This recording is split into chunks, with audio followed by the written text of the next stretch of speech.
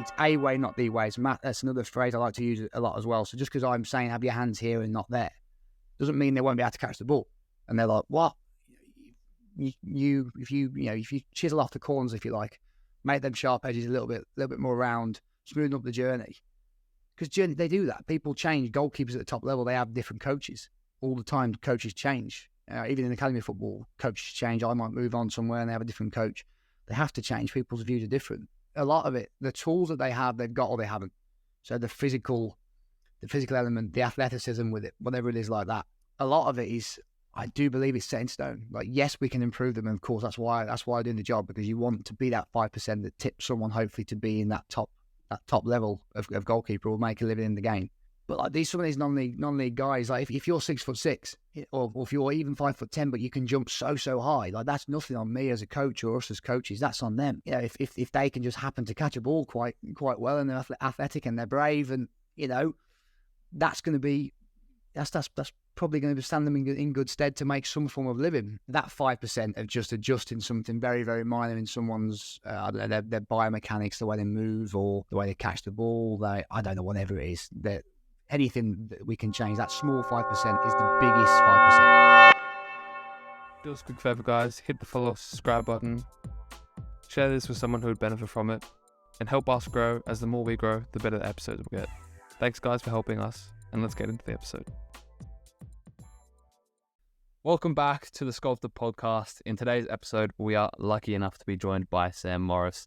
And it's a really cool episode. I'm glad that we can get Sam on, talking about the small 1%ers, which is a big thing for people like myself and anyone who wants to improve, because quite often the small things will make up the big picture. So talking about it in a football related term today, but it's always very transferable to anyone in any avenue that they want to go down. So yeah, Sam, if you want to give a quick introduction to who you are and what you do to the listeners, that would be amazing. Thanks for having me on. Thank you very much. So hello everyone. I'm Sam Morris. Not a big name, so don't worry, you won't have heard of me, no problem. I'm the lead 9-16s goalkeeper coach at Nottingham Forest in the UK. So that's basically looking after the week to day-to-day proceedings of the goalkeepers. So that's the 9-16s. So their sessions, their games, their analysis, their weekly schedules, how obviously the older boys, how their gym programs look as well. Obviously we have our own departments for that, but obviously we're in charge of how that looks for them and making it individual for those boys. Like I say, leading the sessions each week through our curriculum that's obviously goes across as many moments of the game as we can as the goalkeepers, and filling them with all the information that they need to hopefully become top level goalkeepers. So that's my day to day. Monday to Friday. The occasional day off in the week, but then the game days and the Sundays or the Saturday. Obviously up and down the country travelling around with the boys. Really good. Like I say, a big part of our job is the analysis as well. So we use a platform called Huddle, where we clip up games or training clips for the boys, and we'll go through their clips with them on a week-to-week basis to prepare them and give them all the best chance to progress. So that's what we do. Awesome. And I love when I get to speak with people like yourself who are at such big clubs where they can afford full-time staff. It's always really cool to see the level of detail that you can actually apply to these players. Because, for example, when I was at Sydney FC, which is arguably the biggest club in Australia, our staff weren't even full-time. There was some that were full-time, but it made it really difficult for the players to improve, right? Because if I wanted to speak to my coach or speak with another coach, quite often that would be taking time out of their other job that they have. And you'd think that at this level, maybe they'd all be full-time. You'd like to think at least, but it makes it difficult for, young players in these maybe smaller clubs even. But it's very interesting to hear all of the things that you do to help your players, because, for example, like for me, when I was in the youth football system, there's so many blind spots that I don't know about that I want to get help from, for example, but the help isn't there. So really, really excited to talk about these small 1%ers that you focus on with your keepers, and then also comparing them to the things that I individually had to focus on. So keen for that. But let's get into the quick fire questions. So with the first question, who is your favorite football team? Football team. So look away from the badge and sorry for everyone at work, but I'm a Man United fan. Manchester United is my club. Not a good time at the minute, but yeah, they're my boys. Yeah. Okay. Yeah. Brilliant. Now, what is your favourite food? It's between pizza and pasta. I'd probably go for a pizza personally. I think a pizza's you can't go wrong. As meaty as possible. No pineapple whatsoever. Yeah, meaty pizza will be good for me every day of the week. Brilliant. All right. Now, do you have a favourite football kit of all time? And if so, what is it? I'm actually prepared for this one. So, favourite one is this one. So, 99 Champions League, the big man on the back. So this is by far and away my favourite shirt. Again, just design, the memories, everything it brings with it. Colour, still fits as well. Still fits. That's definitely my favourite kit of all time. Definitely. That is an iconic one for sure. There's so many great photos of that one. There's a lot of great photos. Well, that was 99, so I was born in 97, so obviously I didn't watch that live. But just everything about it, just I had to make sure I own one of them at some point in my life. It was on my wall up until a few years ago. It's now been packed away as family life takes over, and you can't have football shirts on the wall anymore. It's come out of the box for today. I appreciate that. I do appreciate that. Now, what is the worst injury that you've seen live? Not many, to be fair. So there was a lad when I was at West Brom before. We had a stadium game at the Hawthorns, Bristol City, and it was an arm break. It happened that fast. I can't actually remember how it happened. I think he fell. Sound was quite loud. You could hear it through the stadium. So yeah, it was a bit of a nasty one for the boy. I can't remember how old he was at the time, 14, 15 maybe. Amazing to see the physios. The physios love that kind of thing. We're all there holding behind our fingers, and they love it. They're it's their bread and butter. But yeah, that wasn't nice. It wasn't nice to see, especially obviously being a young boy as well. That was nasty arm break. It's interesting. I actually myself haven't really seen many bad injuries either. It's normally like they fall on their wrist, broken. But a lot of the injuries I think in football are mainly non-contact related, like overdoing or something like that. It's interesting to see, those other types of injuries.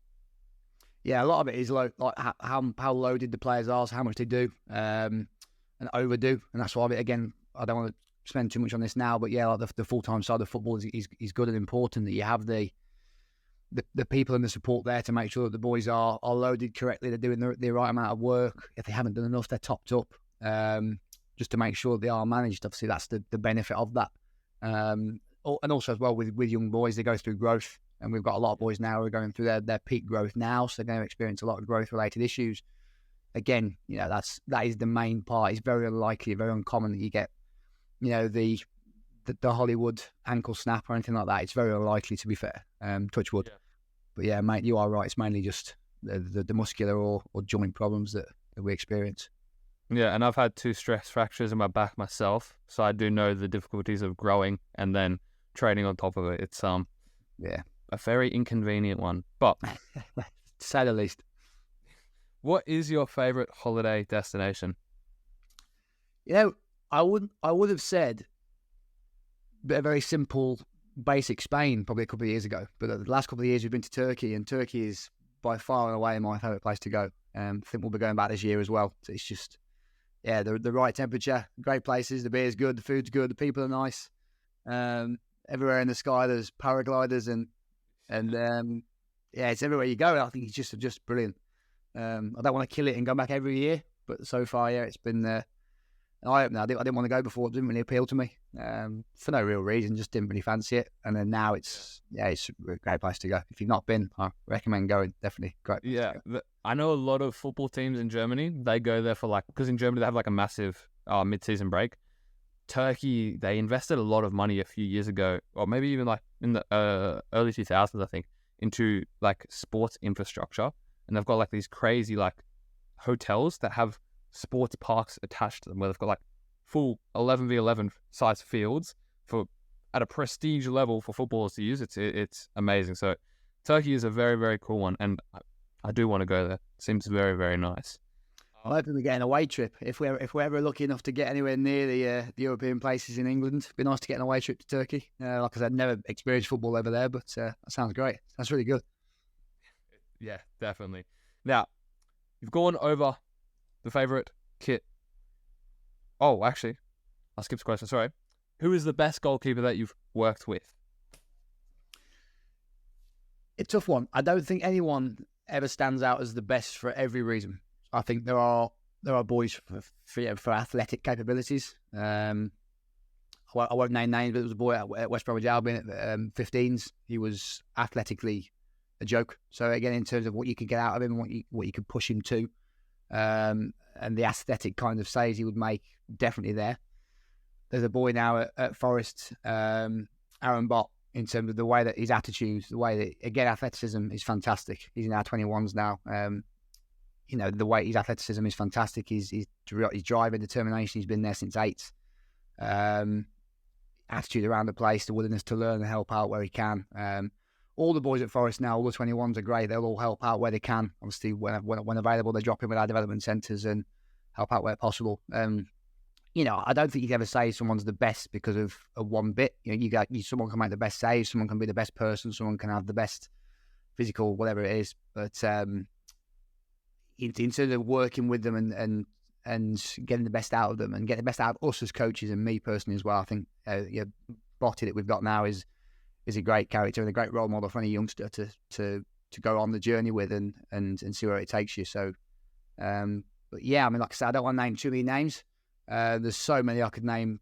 I mean, not big names at all. Hopefully they will become that. I think a lot of them are still young boys themselves now. But yeah, I think it's a big thing in that question of to work with is how they make your sessions easy for you and how they help you reflect on your session as well. And you can come out of a session. I like to come out of sessions and think that could have been improved, or what else could I have given the boys, or how could I have made it better for them to learn or get different pictures out of it.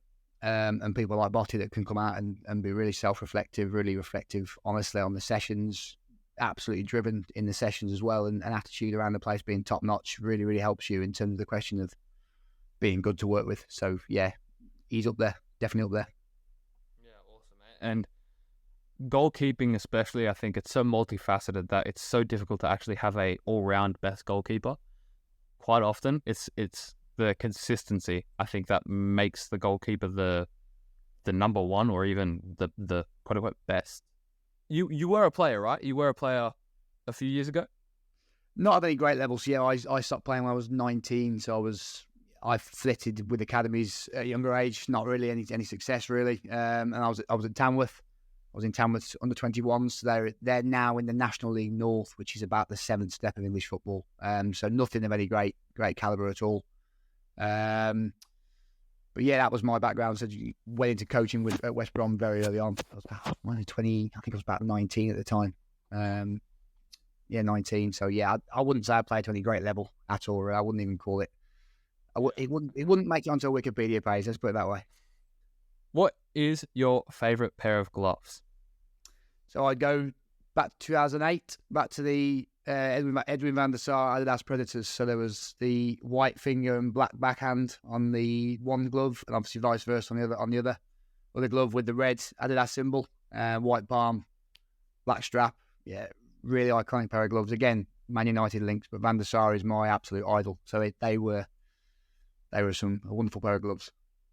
And do you have a favourite thing to do outside of football? I like to play the piano. I love Coldplay. Big Coldplay fan, so there's always music on at home. I love to just chill at home. Also, yeah, we all like to go down the pub every now and then, have a couple of pints. Nothing too untoward really. But yeah, I love to jump on the piano for now and then. And it's always Coldplay songs, which I'll try and hopefully that bit cuts out there, because that's quite embarrassing sometimes. But no, I absolutely love Coldplay. Yeah, okay, that's an interesting one. I haven't had a piano player on the podcast before. I don't think, not that they've mentioned it. Doesn't really come up in conversation too much, but no. Yeah, that's a very cool one. Now, do you have what is your most used app? Sorry, on your phone? It's definitely Twitter. I'm always on Twitter. mainly just aimlessly scrolling, to be honest with you. We all get stuck in that lull of just scrolling down. But yeah, I mean, there's a lot of goalkeeping things on Twitter that we do look at. A lot of pages that we follow on Twitter, or Instagram's a close second. So there's a lot of reels on there that we'll watch as well. So it's not all aimless scrolling. A lot of it is for me. A lot of it on Twitter definitely is just looking at useless tat. No, definitely. Obviously, we try and, or I certainly try and look at a lot of goalkeeping related stuff on the platforms. But yeah, definitely Twitter. It's never out of my hand. Okay, awesome. Now, what is one thing that you want to complete on your bucket list? I'd love to do a Boca Juniors River Plate derby. I'd love to do that. I think I'll do it later in life, so I've not got much time left because I've got a feeling it might be quite a risky one to go and do. But I'd love to go and do it. It'd be great. Yeah, from memory, I'm pretty sure the last guest that I had on literally said that exact same thing. Did they? Yeah. Well, it is a crazy one. Well, I'll tell you. Second, I would love to go. I mean, again, it's football related, but a Champions League final, I need to see. A World Cup final, I need to see. But I mean, away from football, I'd just love to kind of. It sounds bizarre. I'd love to build my own home. I'd love to build my own home and have it as I want it. Start from scratch. See the dirt and the foundations form into a house that I've designed. That's what I'd love to do. But I can't do it myself. I'm useless at DIY. But that would be away from football. I'd love to do that. That's an awesome one. I think that, like, when I look at like all the things that I do, I love watching. I love to watch me create something out of nothing, and that's what I also think that like building things is. And I've made this example before in my podcast how I think men naturally like to build things, and that house one is, I think, a good example of that. Yeah, even though I definitely can't do it myself, it would be a Lego house if I could, if I had my way. There's no way I'm touching a trowel and any form of cement. No way. It's all down. Yeah. Now, let's get into the main part of the conversation, which is about the small 1%. Now, starting off with a session that you do. Now, I'm assuming that you're pretty full-time with your training sessions, whether it's, 4 days, 3 days a week, whatever it is for your training sessions. But how do you approach and plan each session for your goalkeepers?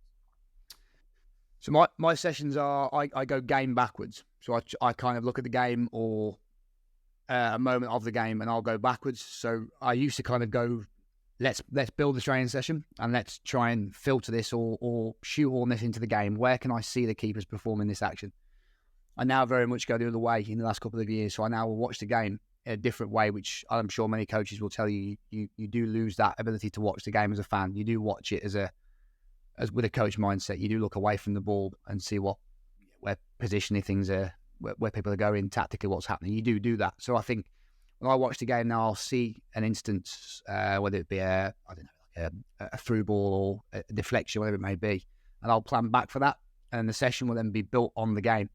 So again, like anything to give them the pictures that they are likely to see in the game. So rather than go vice versa and will I see them perform this action from training in the game?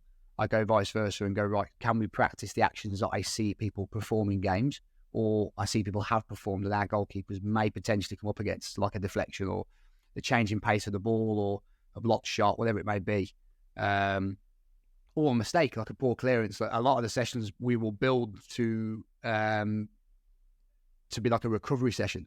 So any crossing session, a lot of it is two-phased. It's not just let's take a cross and take a shot. It'll be right. So where does the ball go? We're really thinking about the game realistic part of it. So it might be the fact that you've punched the ball and it drops out to the edge of the box.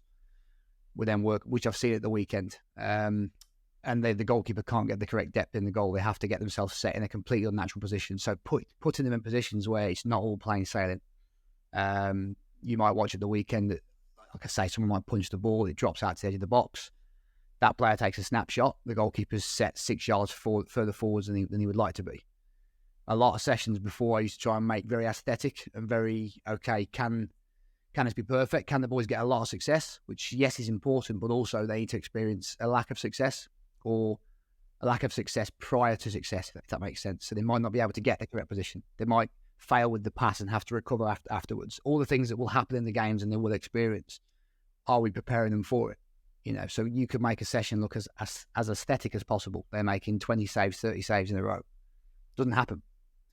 So yes, it's important to give them success, but also build back from the game. What are they going to experience? Defenders throw themselves in the way of the ball. The ball comes through defenders' legs. Like I say, it can deflect back post. The cross comes in and the defender's left the attacker, and it's a header. That header, you build from the header. Is the header a straight header? Is it a bouncing header? Is it whatever? So building back from the game and seeing what is the game showing them. What is the game going to demand them to do in their comfort zone, but also very much out of it?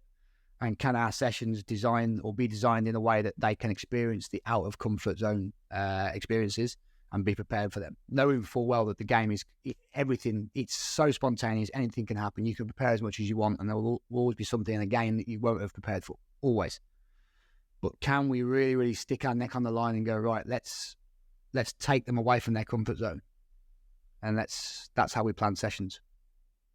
You mentioned going from a, let's say, proactive approach to your sessions to a reactive approach, where you've then gone the backwards way, right? Now, that's a pretty big difference, and I want to understand what made you reflect on that to actually shift your approach, and why do you think that is the, let's say, better way for you to coach your goalkeepers?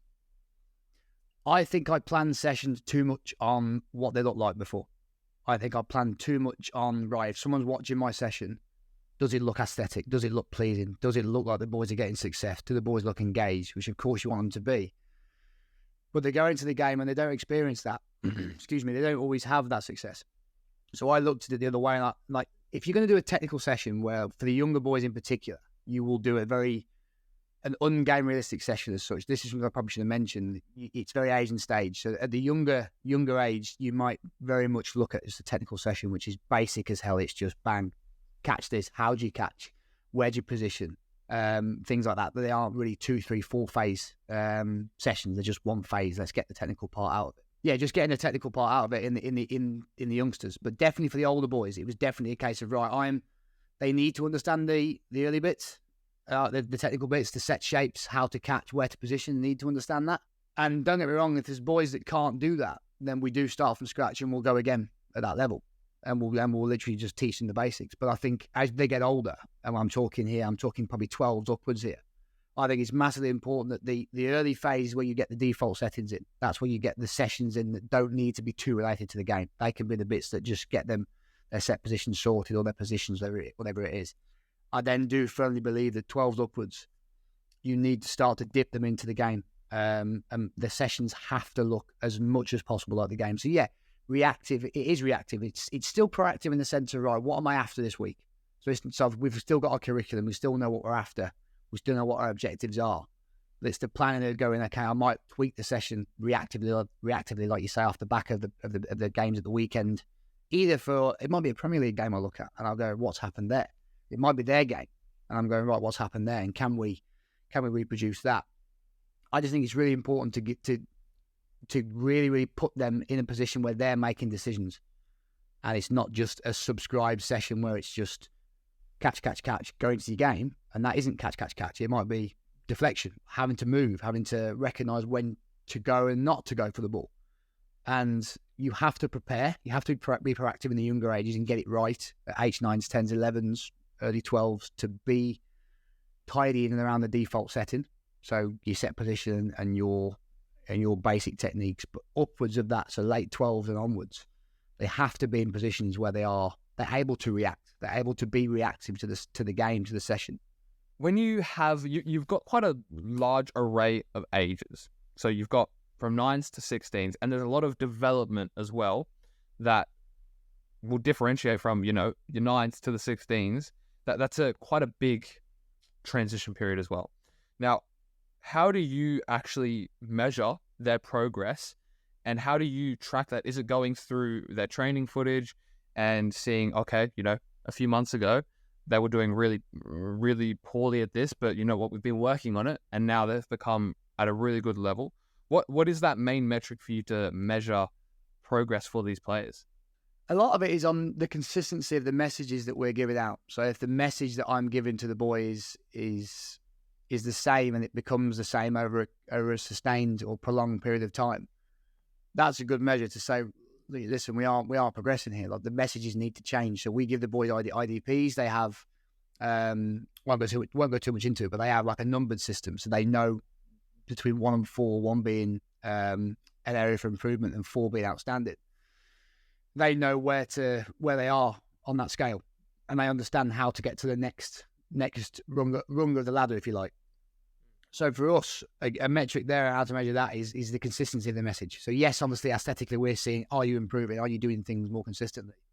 But the measure of it is the messages that we're giving.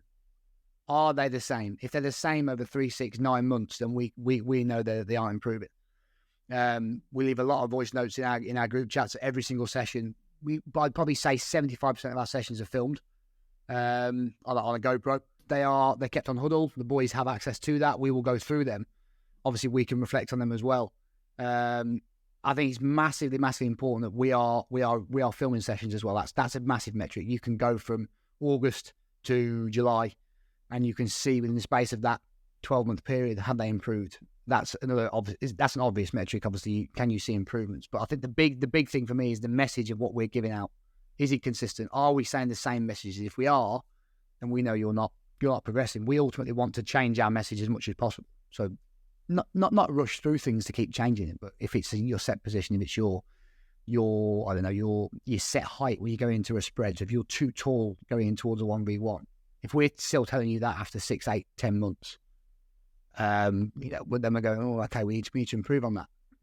But obviously a lot of it is based around, we have, like I say, I'm not sure if I cut out there, but we leave voice notes every single session in our goalkeeping group chats. We leave voice notes all the time, whether it be myself or the part-timers or whoever it is. So we are all fully aligned with that as well. And I think that's another metric to understand, that we have 4 or 5 pairs of eyes on these boys. That's also another consistent message across. So is the message across 4 or 5 of us, not just myself or someone else? Is it consistent across the lot? That's a big measure for me. If I notice myself changing my information to someone, I'm then looking, okay, you've progressed here. I think we're quite good as a club of sticking to those points. You don't give them 25 bits of information, they can't take it on. They might have 2, 3, maybe 4 bits of IDP work, of individual development plan work. And if you're changing them and you're progressing them to different points, then they are learning and they are progressing. All right. Now, you've talked about the IDP a lot. Now, we also, with the last coach who we spoke with, we also discussed what that is.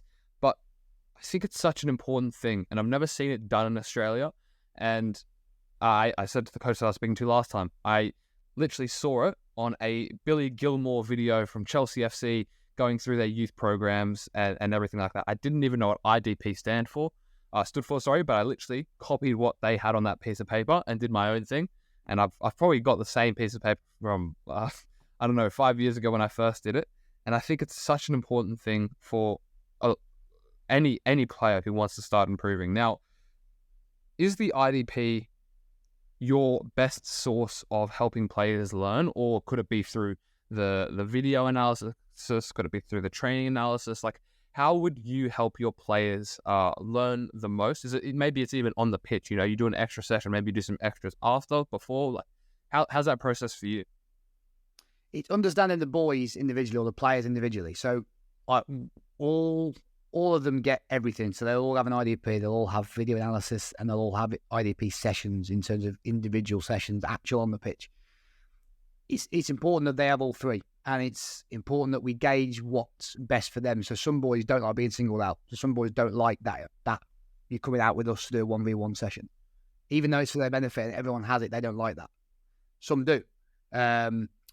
Some are very, very literate. They know, right, this means this, and I know to get from a 2 to a 3 or a 3 to a 4, I've got to do this. Some don't. Some need to see it. Yeah. For the younger boys as well, like, the video analysis is really important, but also for the older boys, we can put a lot more information on there to help them. So a lot of the video analysis we do in game is in possession stuff. So tactically about how to position, where the best options are, their scanning range, the time of their scanning. Obviously, a lot of that from the 9, 10, 11 is probably quite hard to understand. So the analysis, we kind of flip between sending it to them and also sitting down and going through with them as well. really, it's just to understand how they learn. So like I say, a 9-10-year-old is not going to get as much from a video clip as a 15-16-year-old. So their IDP might be, I want to get my number 2 to number 3 in my saves or whatever it is. And to do that, Sam says, I need to do this, and they know that. But if I show them that, some boys might go, yeah, I've got to do that. But some might go, well, no, you need to be with me, doing it with me, or whatever it is. So it's the metrics on and how we help them. There's a range of them. Like I say, the clips, the analysis, the IDP individually on the paper, and the IDP in person. We have to give them all of it. And yes, you can categorically say what helps one individual sometimes, and categorically say what doesn't help someone sometimes. But sometimes there's boys in between, and you don't know what's going to help them the best. So it's really important that we, as teachers as we are, we don't just give them one method of learning. We have to cover all bases, whether they're a kinesthetic learner, whether they're a visual learner, whatever it is. They have to have access to everything. Like I say, some boys obviously do better with the video. Some boys obviously do better with the written, IKEA set of instructions, if you like. But we have to give them all of it, because there's a big majority of boys who will learn bits and bobs from each part of what we can offer. So yeah. Yeah, awesome. And as I said, I think that IDP program it's very, very crucial. And even just for taking accountability for some players, because if they can realize, okay, well, if I want to get, my 2 up to a 3, the work doesn't come from Sam doing it for me. It comes from me doing it. And I think that's such a vital skill in any area of life that I think sports really helps to teach players. Now, going into how you learn yourself, we spoke about how your players learn, how you help your players learn, but going into how Sam Morris learns. How does Sam learn? How does Sam know that he needs to teach his goalkeepers in this way? How do you learn that you want to use this technique as a goalkeeper? What does that process look like for yourself? I think it's really important to dual coach. So I like, obviously we coach on our own, and obviously a lot of people don't have the luxury of having a number of coaches there, which we do, and we're very fortunate. I think it's very important to have someone that watches the way that we coach as well. I think, again, the video stuff is really important. When you're serving the ball and your eyes are on the ball, when you're volleying or striking the ball, you miss things. So having a dual coach there or watching your sessions back is massive. You need to see what's happening in the moment. So, are they making pre-movements before, whatever it is? You need to see that. So I've done a lot of work where we've looked around the split step, if the split step makes any sense. So we've found a lot of stuff where the boys or goalkeepers will jump and leave the ground when the ball's on its way, and then regain contact with the ground. And how do we learn? I'm constantly on Zoom calls with people. I'm constantly on, like I say, Reels on Twitter, or X as it is now, or Instagram, or phone calls with anyone that can help. I think it's massive to keep. I think it's good to challenge yourself. I think the way I learn about what I do, I can stick with what I think is right. But if I don't ever look to challenge that view, it's never going to get better. It's never going to improve. It's never going to change. And the game's changing every day as well. The game is always changing. So my viewpoint or the way I coach something is not always going to be valid or relevant. The way that we work is constantly under scrutiny because the game is changing so fast. So the way that I learn, to answer your question completely honestly, is keep challenging yourself. Keep saying, well, is there a better way? And the way of doing that is looking at how other people work, having other people watch you and say, well, have you thought about this? Keep watching the game of football on the TV in a different way. Watch it from the coach point of view and think, well, I'm telling them to do this. Whereas this chap or this woman or this kid has done this. Actually, that could be better. And I think it's really important to be open to go, hands up, I think we should do this. And you never just go, oh, tough, I think this. I've got to stick with this. One thing I have learned as well is that boys are different. They're all different. Goalkeeper side boys, obviously, because I work with the boys, but just because one technique works for one doesn't mean it will work for everyone. So generalizing your thoughts, you might think that that's the way it should be. They might work in this space or that space. They can't work in that space because it's too far away from the default, if you like, but they can work in this space or this space that's slightly off center, but still following the path that we want them to follow. And the boys teach you as well. The goalkeepers teach you. You see things every day and you think, well, that's good. Or he's done that. I could keep that. Or he could learn off him with that as well. So it's massive to challenge everything that you do. Everything. The game changes so fast and we have to change and adapt with it as well. Yeah, it's very, very cool to see the attention to detail that you give there. Now, talking about the reflection that you get through the goalkeepers themselves, is interesting about the coach role is that for me as a player, for example, if I want to learn something, quite often the quickest way for me to learn something is by doing. And it could be by doing it wrong. That's a very quick lesson. Doing it right, maybe it's a bit longer, but for you, you can't afford to do something that's wrong necessarily as a coach, because that reflects, if you do that for all players, then they're all doing it wrong. So how do you actually manage that? Because I would kind of see that as secondary learning, because you can't test it. You can't test what you're thinking on your goalkeepers all the time. So what does that look like for you when you start to think about this? Is that you start just gradually introducing it during a training session? Do you start gradually changing the way that you do your video analysis? How does that actually look like for you when you're, as you said, you're constantly under almost a level of scrutiny because you can't really play around with, education as such? I think it's massive to have whatever you do, you have to have a purpose behind it. You have to have a rationale. So anyone that questions what you're doing or why you're doing something, you have to be able to go because of this, because of that, whatever it is. And I think when you do reflect on what you do as a coach, I think it's really important to take the boys on that journey with you as well. I don't think it's good to shut them out, and we as coaches we go down this path, and then we let the keepers know what we're doing this. I think it's really important. We've had it with the split step discussion where we've tried to teach people out of triggering their arms and out of jumping and try to be set and rigid. Well, not rigid, but set on the contact.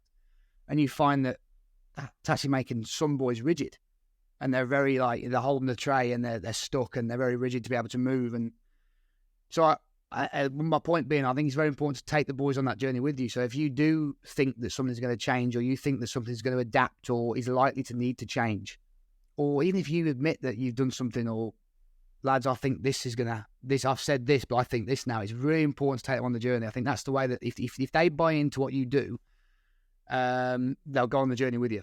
And that's what we're there for. I'm a massive believer that we are 5%, if that, of anyone's journey in football. I really do believe that. I believe that they're going to make it, or they're not. They will or they won't. They'll be an athlete. They won't. I honestly believe that. I think we're 5% of the journey. But for that 5%, you have to let them buy into it. So any form of adaptation or questioning from ourselves, it's not to say, we're weak, we're wrong, don't trust us. Not at all. But it's to say that we're all vulnerable. When we're not, yes, we're meant to be the experts, but I'm certainly not an expert. I'm still learning as well. And I think nothing we do is detrimental to them. Everything we do is, whether you do something slightly, it's a way, not the way. It's a way, not the way. That's another phrase I like to use a lot as well. So just because I'm saying have your hands here and not there, doesn't mean they won't be able to catch the ball. It just means that it will still make them better, you like to think, but maybe not so much as something else. So that's why you've got to look at it. They're still going to improve. They're still going to, with the contact time they have with us, they're still going to get better. But it's massively important to put them on the journey with you, and they understand why we're doing it. If you do change, why you're changing it, have a purpose. So any question they have, you can back it up with information. It's massively important. Whatever we do is not for us. It's not for me to sit here with this badge on and go, I'm the best coach in the world. It's nothing to do with me. It's to do with them boys on their journey, and everything we do is for them. So it's not our journey, it's their journey. So that we've got to really get together with them. And I'm rambling a bit here, but make sure that anything we do adapt with, they know why, and they're on the journey, because they do respect it a lot more than rather than just coming in and going, we're going this way. No, we're going that way. And they're like, what?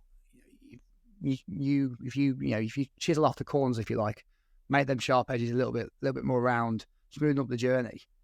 Because they do that. People change. Goalkeepers at the top level, they have different coaches all the time. Coaches change. Even in academy football, coaches change. I might move on somewhere and they have a different coach. They have to change. People's views are different. And why does that mean that our views can't also alter as well? So just take them on the journey with you.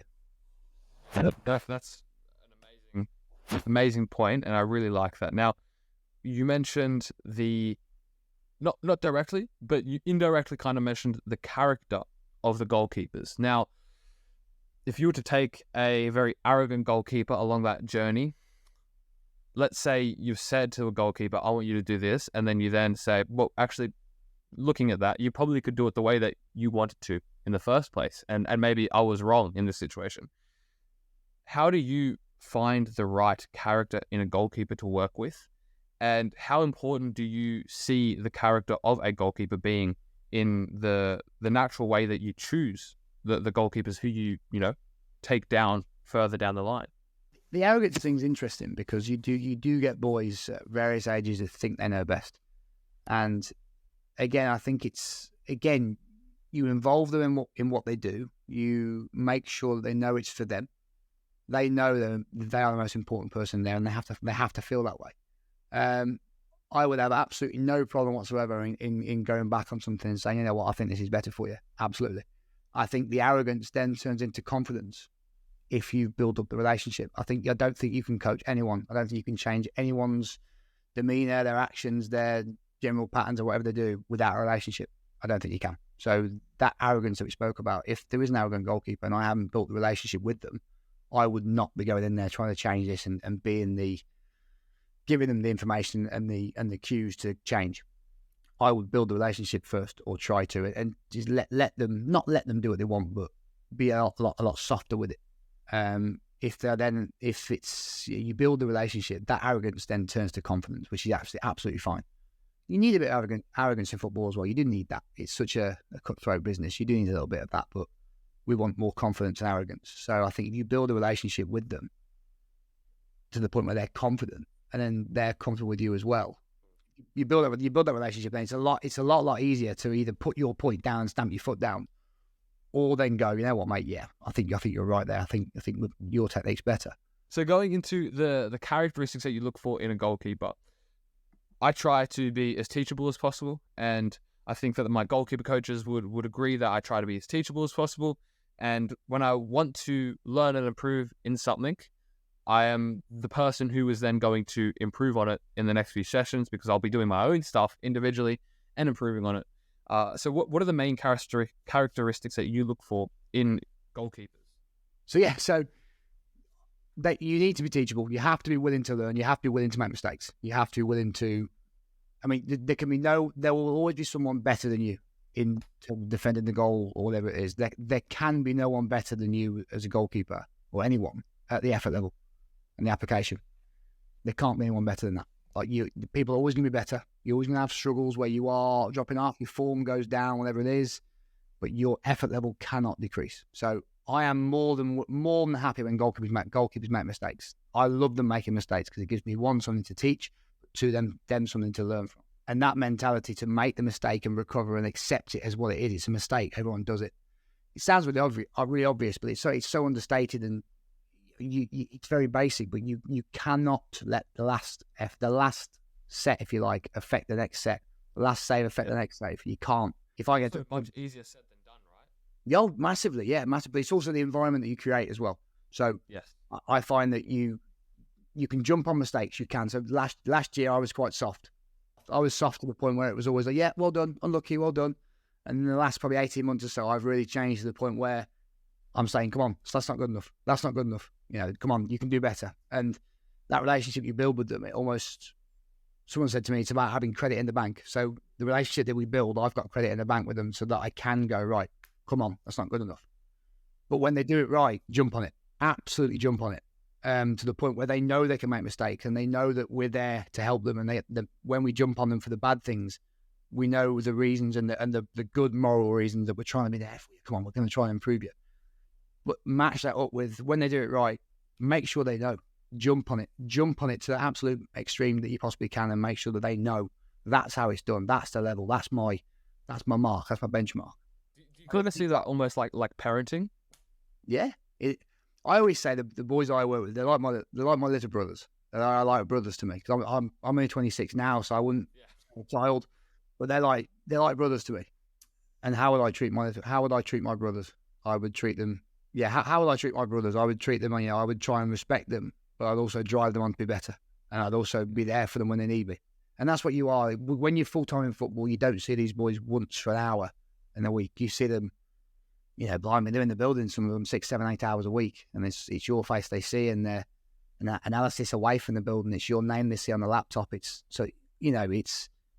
absolutely massive to treat them more as boys first. They have to be happy as a boy before you start making them better goalkeepers. They have to be in an environment where they can learn. You have to be there for them outside of football as well, in terms of support through parents. If their parents, I've had boys before that parents have said, listen, can you have a chat with him? Like he's having a bit of a struggle. Not a problem. And it's really nice that we can do that, and the parents feel comfortable for us to do that. But obviously, back to the point of what do I want from them? I want them to be open, to be vulnerable to our mistakes, to not have the wall up. Again, it's so easier said than done, but it's about the environment that you create, and you do eventually knock the walls down. If you're with them long enough, you do knock the walls down, and they plateau to accept things for what they are. And you mentioned that like money in the bank almost, that example, how you changed the approach. Now, how long do you actually typically get to work with your goalkeepers? You know, like do they start at the 9s and then they progress to 12s and maybe they go to another club?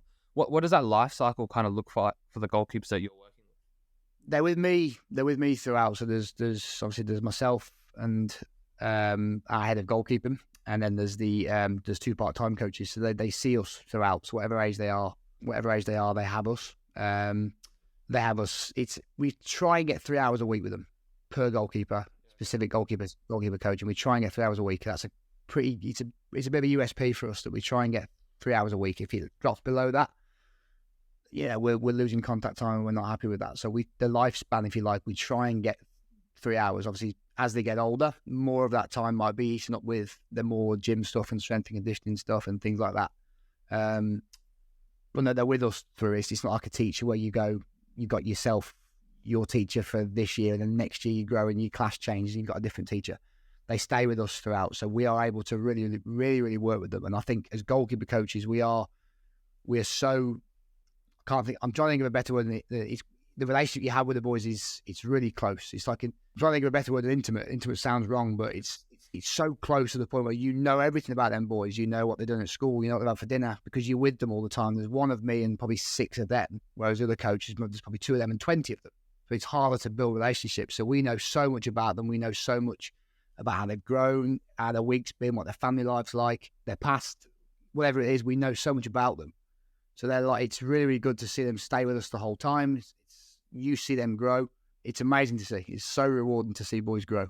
It's amazing to see, as I said before, like the amount of attention that you can give the goalkeepers. Now, when you're comparing that to someone, let's say, in non-league football or semi-professional football, the attention that they get and the attention that you give your players, how do you understand the difference where a goalkeeper, let's say, out of semi-professional football can be and become better potentially than some of the goalkeepers who get more attention at a Premier League level, a Championship level, whatever that level is? How is it that you can get a goalkeeper coach you can have a goalkeeper who doesn't have any of the attention that you guys give to your goalkeepers, and that goalkeeper ends up being a better goalkeeper than maybe one of the goalkeepers in your group? How do you see that working out? I go back to my point earlier that I do strongly believe that we are 5% as coaches. We are 5% if that of their journey. So, like I say, back to one of the first questions at the start about the best that you've worked with, I think a lot of it, the tools that they have, they've got or they haven't. So the physical element, the athleticism with it, whatever it is like that. A lot of it is, I do believe it's set in stone. Like, yes, we can improve them. And of course, that's why I'm doing the job, because you want to be that 5% that tips someone hopefully to be in that top level of goalkeeper or make a living in the game.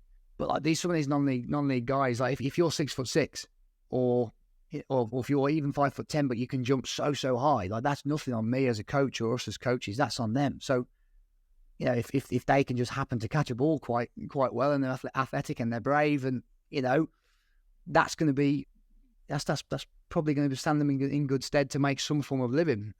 Yes, they might not make it to the top because they haven't had that background of being in the system and being recognised, whatever it is, but there's no reason that people can't. And that's not to say the other way, for example. That's not just to say because you are 6'6" and you're a slow mover or whatever it is. That's not to say that you can't be a goalkeeper. Of course it's not. It's not to say because you're 5'10" and you're too small. It's not to say that at all. But I do strongly believe that your journey is your journey. It's set in stone. We help, but like some of these non-league goalkeepers, if you've got the attributes, you've got them. If you're brave, you've got them. There are a lot of good non-league goalkeepers that will never make it to the top because of the exposure.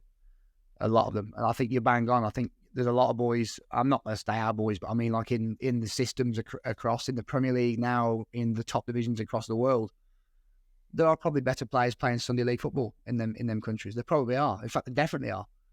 They don't want to be there. They don't want to push themselves to be at the top. They don't want it. It just doesn't appeal to them, or the exposure isn't there to catch them. Obviously, it's like with mistakes on high profile games. You make a mistake, the whole world knows. If you make a great save, the world knows, but they forget about it. They always remember the mistakes. So to be really, really, really good at the bottom, it's very hard. And obviously, we help our boys have exposure because they're playing against, obviously, so we play the big clubs. We play Everton, Man United, Chelsea, Spurs, Villa. We play them every week. And they're playing their contact time with us, and the caliber of people in the building, obviously scouts and ex-professionals above us, they're going to be seen and they're going to have that greater chance. I think it'd be really, really good if there was more money in the non-league game to televise it, or at least do highlight reels and things like that. I think you would really see a massive leap of non-league goalkeepers making it. I think at Tamworth now, we've got a guy, Tamworth's my local club around here, a guy called Jazz Singh, the non-league goalkeeper. He's actually been in the paper for his save percentage and his clean sheets are the best in the country. Wow. No one knows about that unless it's covered. He could be better.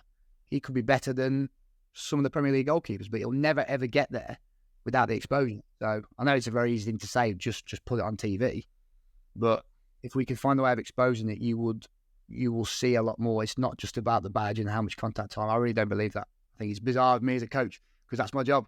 But that 5% is a magical 5% for us because it makes us feel so special when boys get through. But it's not credit to us. It's credit to the boys, or credit. Sometimes it's just down to the way it is. You're going to get there or you're going to not. I do strongly believe that. Yeah. It's very interesting to hear that from a coach perspective. Now, just for the listeners to think about this, this is exactly what I try and use LinkedIn for, right? I try and create that exposure for myself, which I think more and more people are doing now through social media, Instagram, whatever. I think the best way to do it is genuinely through LinkedIn. That's how actually I've got all of my opportunities through football. At every single club that I played for, it's actually came through LinkedIn. So that's a big emphasis that I try and put out there for a lot of young footballers. But one question that I had for you, which I do feel like I can almost guess your answer, and it's a bit of a weird question to ask, but you mentioned how you have, let's say, that 5% over their career, and you're talking about all of this time and effort that you put into improving these goalkeepers.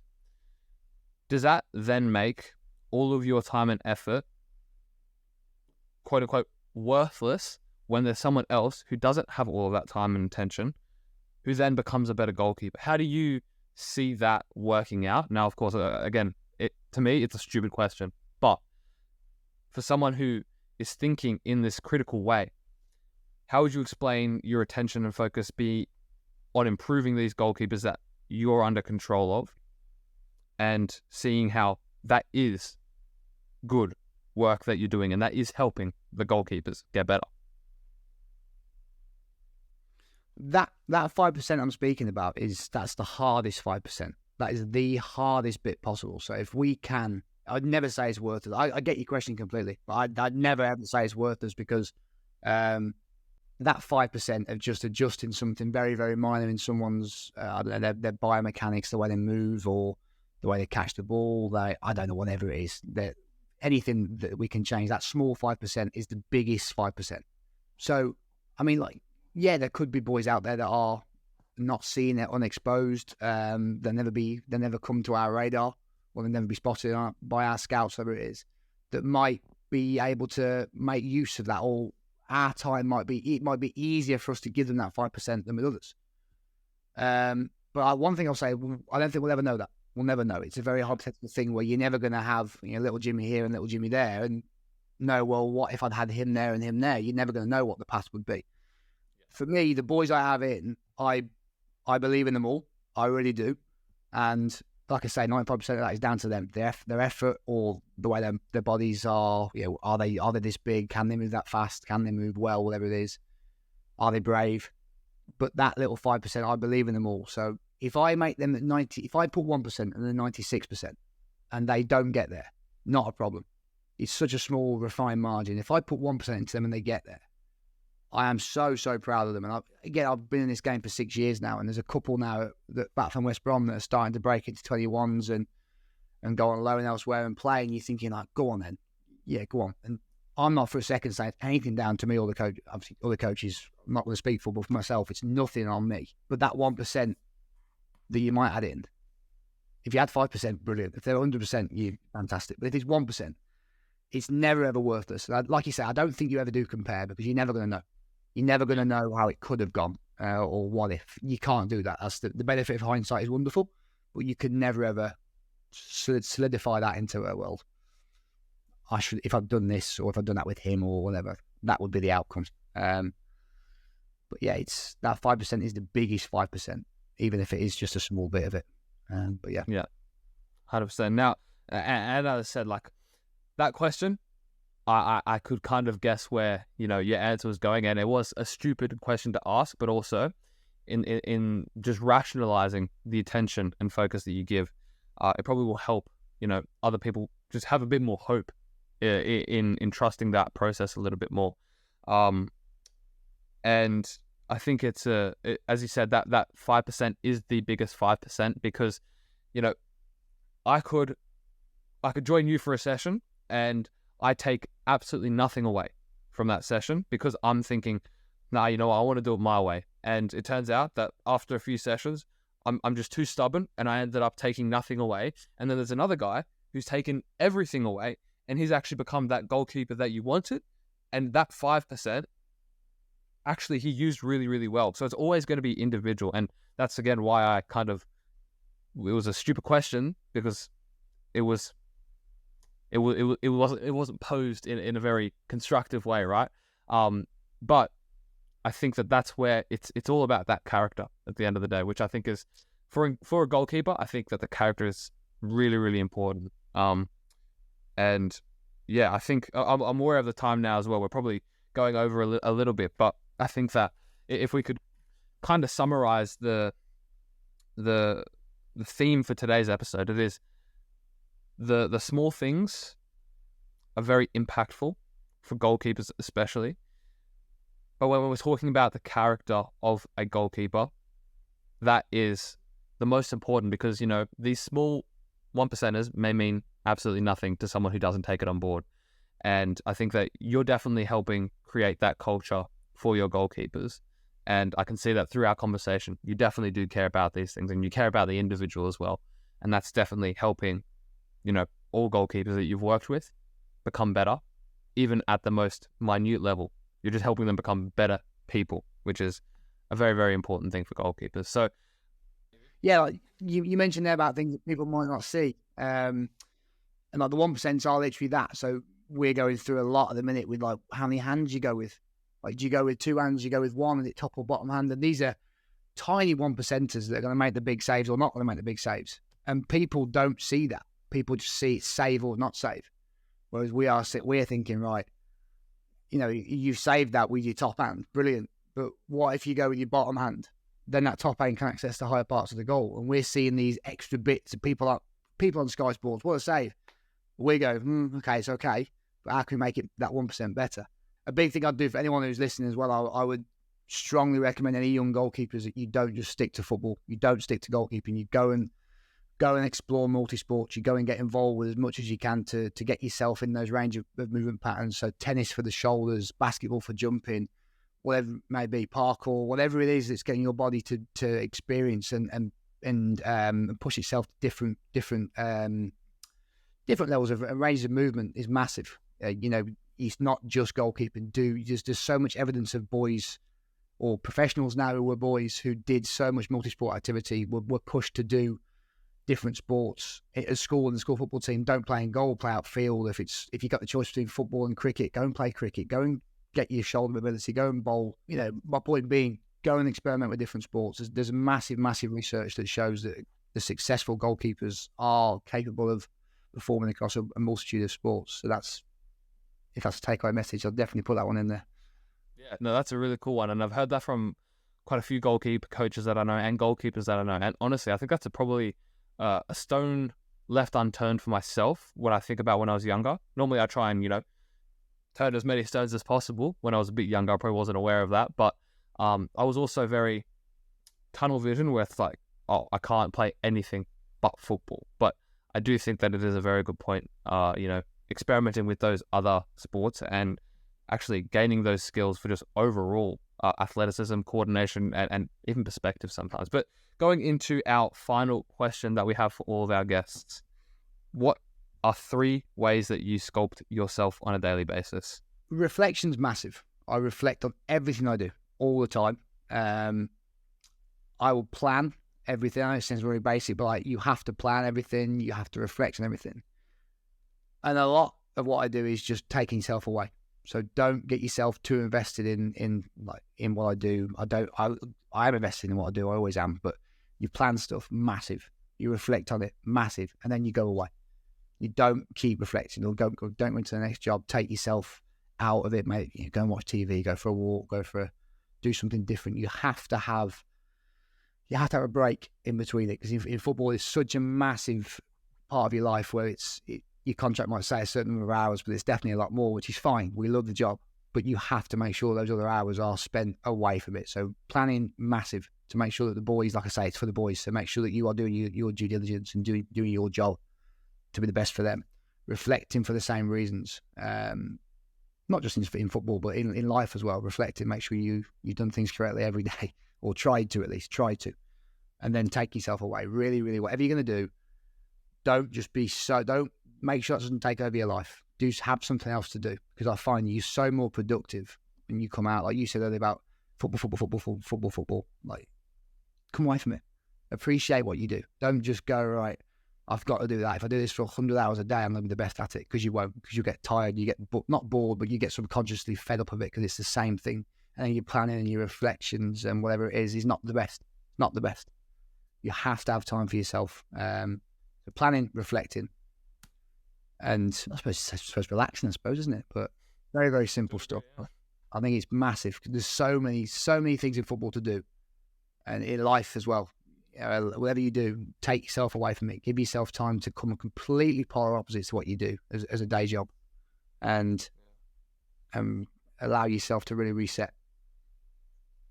Amazing points, and it's a very, very mature perspective that you got there. And considering your age, that's very, very impressive. It sounds stupid for me to say that, considering I'm 19, but I think that's I'll take lessons from it myself, because it's not a perspective that I have fully understood even. So amazing way to finish it up. But Sam, truly amazing episode. I loved speaking with you. You had so many great insights, and really I learned a lot. So I hope that our listeners also learned as much as I did, because it was amazing to speak with you. So thank you so much for hopping on today. Thank you very much. Thanks for your time. Thank you very much. Anytime.